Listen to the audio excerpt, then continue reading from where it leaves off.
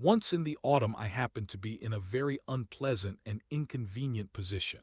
In the town where I had just arrived and where I knew not a soul, I found myself without a farthing in my pocket and without a night's lodging.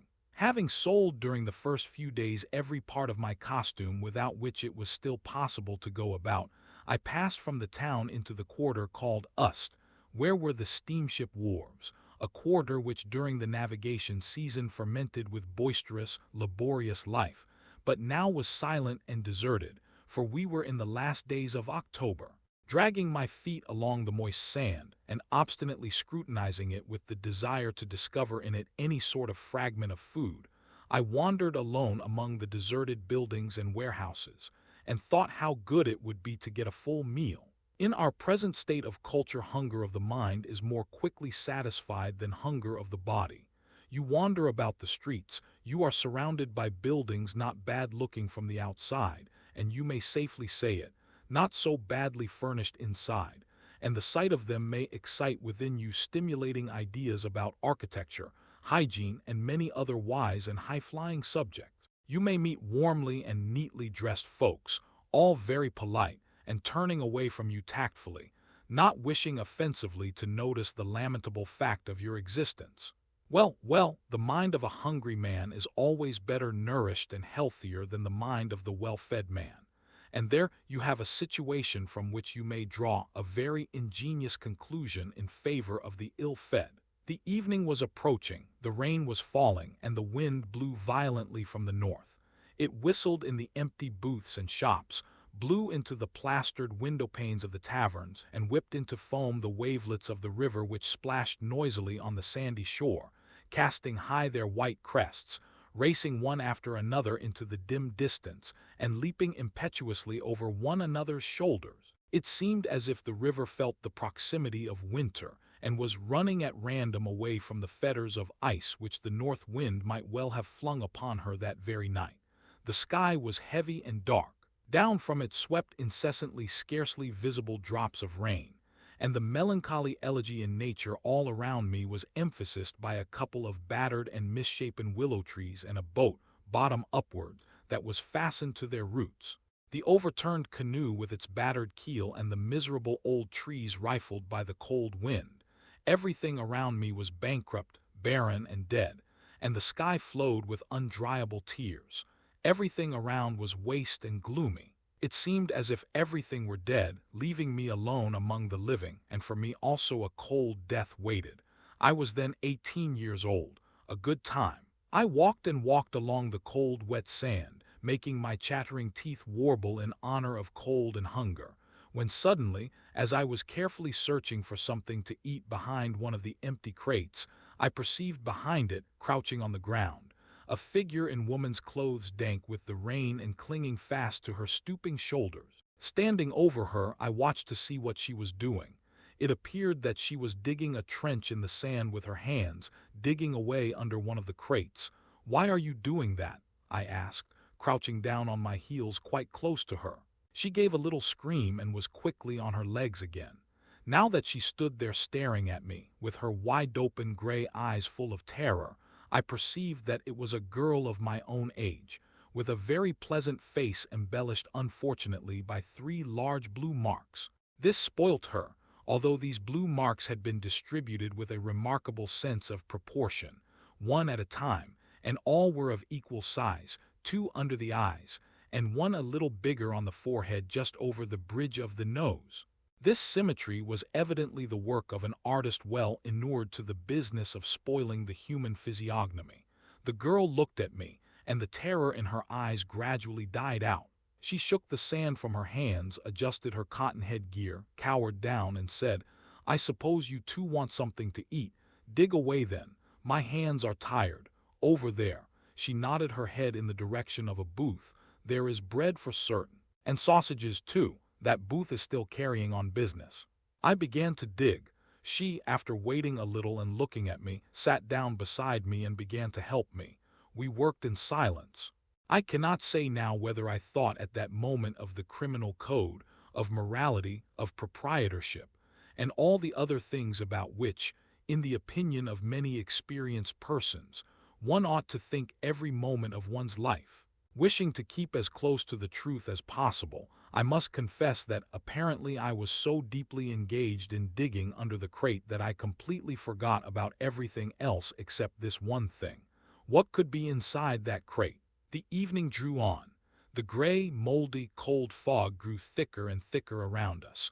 The waves roared with a hollower sound than before, and the rain pattered down on the boards of that crate more loudly and more frequently. Somewhere or other the night watchman began springing his rattle. "Has it got a bottom or not?" softly inquired my assistant. I did not understand what she was talking about, and I kept silence. "I say, has the crate got a bottom? If it has, we shall try in vain to break into it. Here we are digging a trench, and we may, after all, come upon nothing but solid boards. How shall we take them off? Better smash the lock. It is a wretched lock." Good ideas rarely visit the heads of women, but, as you see, they do visit them sometimes. I have always valued good ideas, and have always tried to utilize them as far as possible. Having found the lock, I tugged at it and wrenched off the whole thing. My accomplice immediately stooped down and wriggled like a serpent into the gaping open, four-cornered cover of the crate, when she called to me approvingly, in a low tone, "You're a brick." Nowadays, a little crumb of praise from a woman is dearer to me than a whole dithyramb from a man, even though he be more eloquent than all the ancient and modern orators put together. Then, however, I was less amiably disposed than I am now, and paying no attention to the compliment of my comrade, I asked her curtly and anxiously, "Is there anything?" In a monotonous tone, she said about calculating our discoveries. "A basketful of bottles, thick furs, a sunshade, an iron pail." All this was unneedable. I felt that my hopes had vanished, but suddenly she exclaimed vivaciously, "Aha, here it is." "What?" "Bread, a loaf, it's only wet." "Take it." A loaf flew to my feet, and after it herself, my valiant comrade. I had already bitten off a morsel, stuffed it in my mouth, and was chewing it. "Come, give me some too, and we mustn't stay here." "Where shall we go?" She looked inquiringly about on all sides. It was dark, wet, and boisterous. "Look, there's an upset canoe yonder. Let us go there." "Let us go then." And off we set, demolishing our booty as we went, and filling our mouths with large portions of it. The rain grew more violent. The river roared. From somewhere or other resounded a prolonged mocking whistle, just as if someone great who feared nobody was whistling down all earthly institutions, and along with them this horrid autumnal wind and us its heroes. This whistling made my heart throb painfully, in spite of which I greedily went on eating, and in this respect the girl, walking on my left hand, kept even pace with me. "What do they call you?" I asked her. "Why, I know not." "Natasha," she answered shortly, munching loudly. I stared at her. My heart ached within me, and then I stared into the mist before me, and it seemed to me as if the inimical countenance of my destiny was smiling at me enigmatically and coldly. The rain scourged the timbers of the skiff incessantly, and its soft patter induced melancholy thoughts, and the wind whistled as it flew down into the boat's battered bottom through a rift, where some loose splinters of wood were rattling together, a disquieting and depressing sound. The waves of the river were splashing on the shore, and sounded so monotonous and hopeless, just as if they were telling something unbearably dull and heavy, which was boring them into utter disgust, something from which they wanted to run away, and yet were obliged to talk about all the same. The sound of the rain blended with their splashing, and a long-drawn sigh seemed to be floating above the overturned skiff, the endless, laboring sigh of the earth, injured and exhausted by the eternal changes from the bright and warm summer to the cold, misty, and damp autumn. The wind blew continually over the desolate shore and the foaming river, blew and sang its melancholy songs. Our position beneath the shelter of the skiff was utterly devoid of comfort. It was narrow and damp. Tiny cold drops of rain dribbled through the damaged bottom. Gusts of wind penetrated it. We sat in silence and shivered with cold. I remembered that I wanted to go to sleep. Natasha leaned her back against the hull of the boat and curled herself up into a tiny ball. Embracing her knees with her hands and resting her chin upon them, she stared doggedly at the river with wide-open eyes. On the pale patch of her face they seemed immense because of the blue marks below them. She never moved, and this immobility and silence, I felt it, gradually produced within me a terror of my neighbor. I wanted to talk to her, but I knew not how to begin. It was she herself who spoke.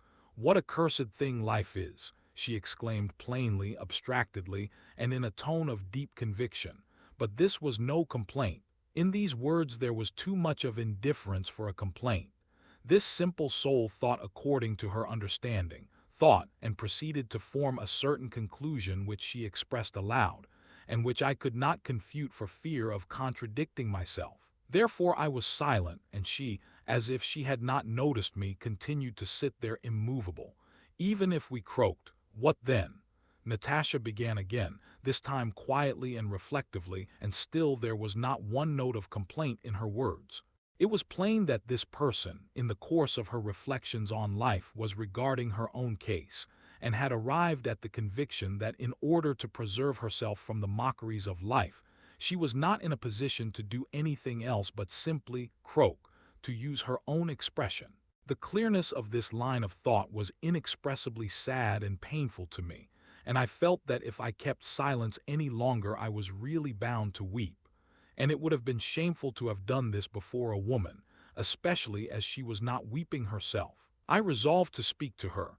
"Who was it that knocked you about?" I asked.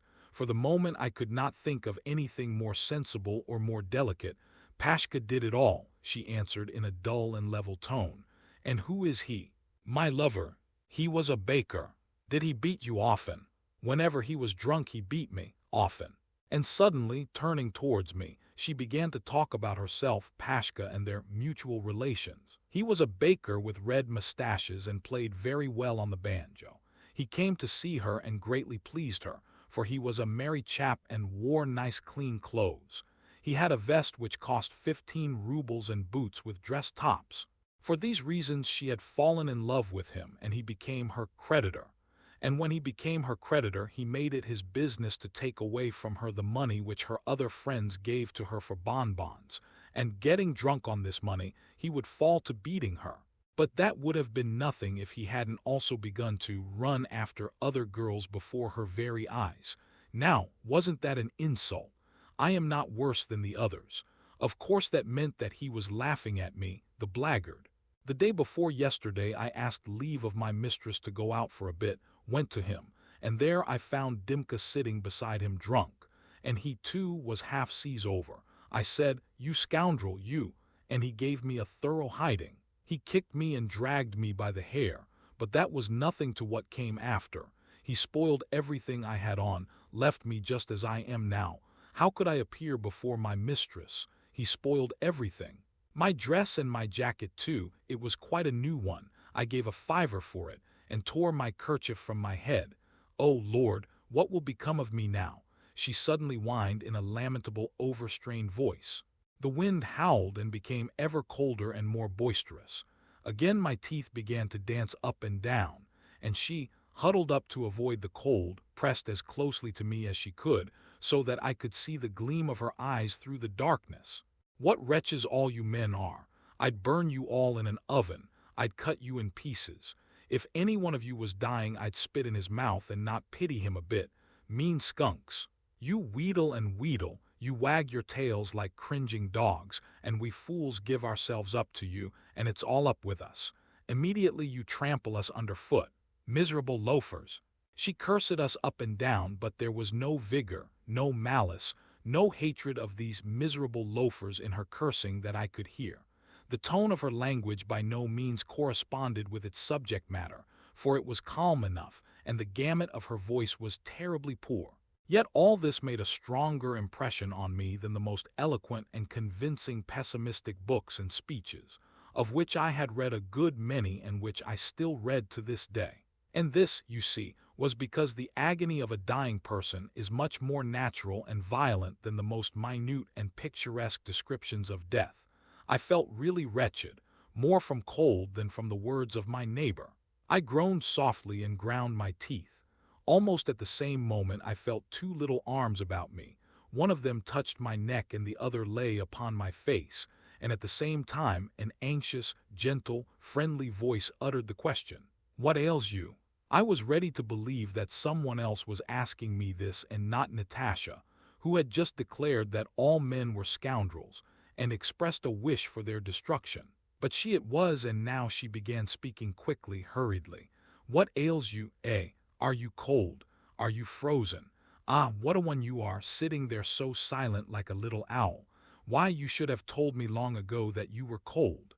Come, lie on the ground, stretch yourself out, and I will lie. There, how's that? Now put your arms round me. Tighter, how's that? You shall be warm very soon now, and then we'll lie back to back. The night will pass so quickly, see if it won't. I say, have you two been drinking? Turned out of your place, eh? It doesn't matter." And she comforted me, she encouraged me. May I be thrice accursed. What a world of irony was in this single fact for me. Just imagine. Here was I, seriously occupied at this very time with the destiny of humanity, thinking of the reorganization of the social system, of political revolutions, reading all sorts of devilishly wise books whose abysmal profundity was certainly unfathomable by their very authors. At this very time, I say, I was trying with all my might to make of myself a potent, active social force. It even seemed to me that I had partially accomplished my object. Anyhow, at this time, in my ideas about myself, I had got so far as to recognize that I had an exclusive right to exist, that I had the necessary greatness to deserve to live my life, and that I was fully competent to play a great historical part therein. And a woman was now warming me with her body, a wretched, battered, hunted creature, who had no place and no value in life, and whom I had never thought of helping till she helped me herself, and whom I really would not have known how to help in any way even if the thought of it had occurred to me. Ah, I was ready to think that all this was happening to me in a dream, in a disagreeable and oppressive dream. But it was impossible for me to think that, for cold drops of rain were dripping down upon me, the woman was pressing close to me, her warm breath was fanning my face, and despite a slight odor of vodka, it did me good. The wind howled and raged, the rain smote upon the skiff, the waves splashed, and both of us, embracing each other convulsively, nevertheless shivered with cold. All this was only too real, and I am certain that nobody ever dreamed such an oppressive and horrid dream as that reality. But Natasha was talking all the time of something or other, talking kindly and sympathetically, as only women can talk. Beneath the influence of her voice and kindly words, a little fire began to burn up within me, and something inside my heart thawed in consequence. Then tears poured from my eyes like a hailstorm, washing away from my heart much that was evil, much that was stupid, much sorrow and dirt which had fastened upon it before that night. Natasha comforted me. "Come, come, that will do, little one. Don't take on. That'll do. God will give you another chance. You will right yourself and stand in your proper place again, and it will be all right." And she kept kissing me. Many kisses did she give me, burning kisses, and all for nothing. Those were the first kisses from a woman that had ever been bestowed upon me, and they were the best kisses too, for all the subsequent kisses cost me frightfully dear, and really gave me nothing at all in exchange. "Come, don't take on so, funny one. I'll manage for you tomorrow if you cannot find a place." Her quiet, persuasive whispering sounded in my ears as if it came through a dream. There we lay till dawn. And when the dawn came, we crept from behind the skiff and went into the town. Then we took friendly leave of each other and never met again, although for half a year I searched in every hole and corner for that kind Natasha, with whom I spent the autumn night just described. If she be already dead, and well for her if it were so, may she rest in peace. And if she be alive, still I say peace to her soul, and may the consciousness of her fall never enter her soul, for that would be a superfluous and fruitless suffering if life is to be lived.